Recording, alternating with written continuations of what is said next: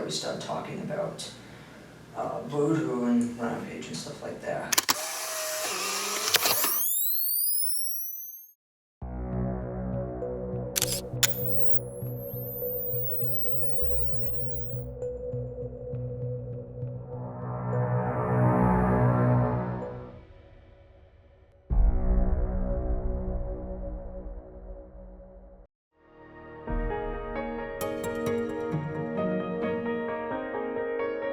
Over the past 50 years, the remains of 114 people have gone unaccounted for in Oklahoma.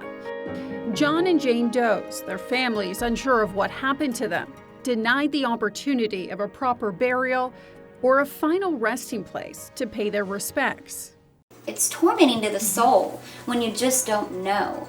For Holly Marie, her biological parents were Jane Doe 701 and John Doe 703, found murdered outside of Houston in 1981. She says she felt comfortable going to the man's house. We had about 2 shots that I poured, and then we went off to a bar. But when they returned, she recalls things taking a turn. We had 1 shot that he poured. After I had that shot, I started feeling hot and heavy. What unfolds next is when she says her memory goes dark. I had pants on in the photo. I didn't have a shirt on, and there was a blanket on top of me. He has photos, and I don't know what other photos he has of me. And having so many people say, oh, I was with him in the past, and this was this, and oh, he will never change, and I just had to sit with it. It was a lot. It was heavy. After sharing their stories, both women filed police reports. Since the reports were filed weeks after their encounters, neither of the women had rape kits. We reached out to the Tulsa Police Department and received confirmation that the reports have been turned over to a detective with the Special Victims Unit and an investigation is underway. But the women's alleged experiences raise critical questions about when a person is legally able to consent to participate in sexual acts. Say something. I just encourage everybody, just keep speaking. I'm glad I'm one of the victims because I'm determined. I won't stop until I get all of us justice. There's always a door that's slamming in your face. In 1990, she received a life sentence for first-degree murder in the death of her husband, Mike Moss. That step forward Lisa Ray referenced came in January of 2023. Hi, Rodney. How are you? Thank you for being here as well. In this never-before-seen footage, We'll have you all sit down. They might ask you all to introduce yourselves. They might not. our cameras were the only ones there when the case made it to stage 2 in the commutation process. Her representatives noting the roughly 50 programs that Lisa Ray had completed in prison. I don't believe it's this board's position or place to relitigate cases. Call for a vote. Ed Konieczny? No. Richard Smotherman? No. Kathy Stoker? No. Richard Miller? No. She was just denied commutation. Every single board member voted no. The Oklahoma Survivors Act went into effect at the end of August and requires courts to review and potentially re-sentence cases where intimate partner violence is a significant contributing factor in the crime. For Lisa Ray, it was an opportunity she'd waited decades for. I still lived in fear even after he was gone. Like, what was going to happen now?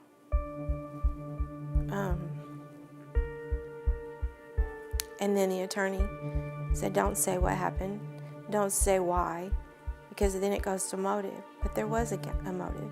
Again, there's no justification, there's just an explanation. Doesn't make it right. But nobody wanted to hear our story. There's lots of DNA testing, consumer testing sites out there for you to do that with. But there's only 2 in the entire world that will allow you to opt in to let the law enforcement and genealogists use your DNA to solve more cold cases like my birth parents. I had no doubt in my mind that man was going to kill me and my baby. She was 8 months pregnant and would deliver her baby behind bars.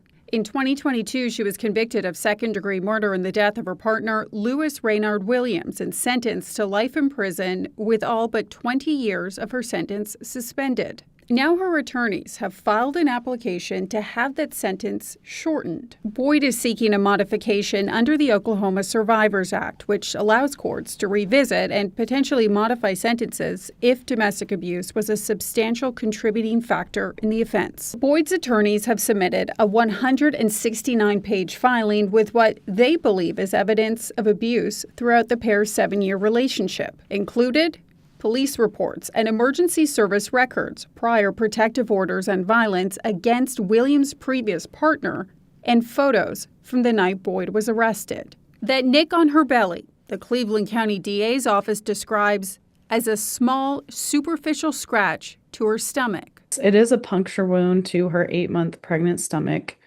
I feel that when we start arguing about whether or not someone's been stabbed enough, that we're not arguing the right things, right? Like, how much more should she have been stabbed in the pregnant stomach to gain the opportunity at sentencing relief? She opted to leave the apartment complex.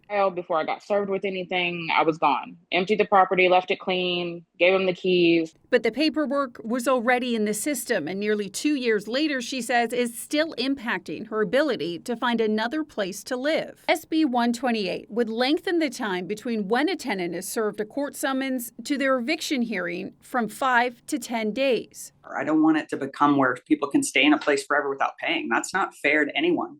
But we know that these quick processes are tough on families and tough on our community. Data that Katie Dilks, the executive director of the Oklahoma Access to Justice Foundation, has analyzed shows around 50% of the eviction cases that end up in court are dismissed. It's tricky because we don't know why they're dismissed, right? But they're voluntarily dismissed by the landlord. So in some way, the landlord has been satisfied. In 2023, according to the Child Welfare League of America, more than 500,000 children were confirmed victims of abuse or neglect.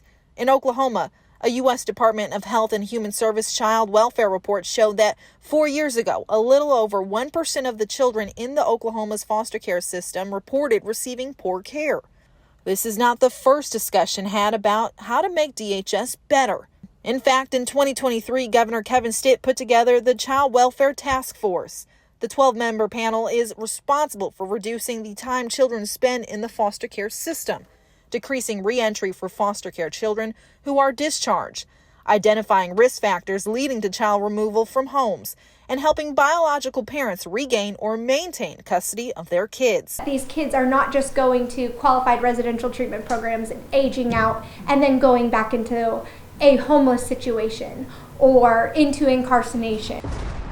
When it comes to transparency, Stokes says more is needed, starting with how the state defines success. Is it by how many kids age out of the system? How many earn diplomas? How quickly families are reunited? She says that's unclear, and resources for aging out youth are limited. The United States House passed the Youth Poisoning Protection Act to target the sale of sodium nitrite, but they are still working to make it a law. The blood went all the way from outside through the doorway to where she was at. Despite her condition, she was able to name her brothers as her attackers, and the pair were quickly tracked down not far from the home. You can kind of tell, like, it's slowly setting in what he's done. These two brothers had planned all this out, and they kind of had like not much common sense and not a big understanding of reality.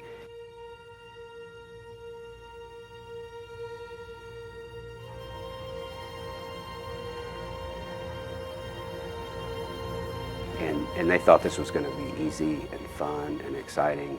And, you know, people that haven't been involved in any type of violence in their life, it can be shocking when it actually happens. They were intent on a killing spree. Their goal was to have a high body count.